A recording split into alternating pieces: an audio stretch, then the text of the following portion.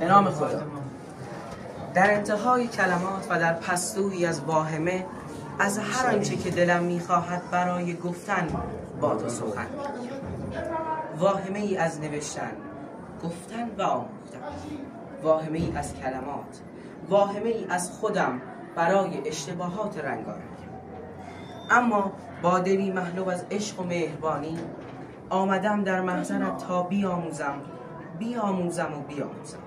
آموختنی از رنگ عشق، شادی، مهربانی، نودوستی، راستی و درستی و شجاعت.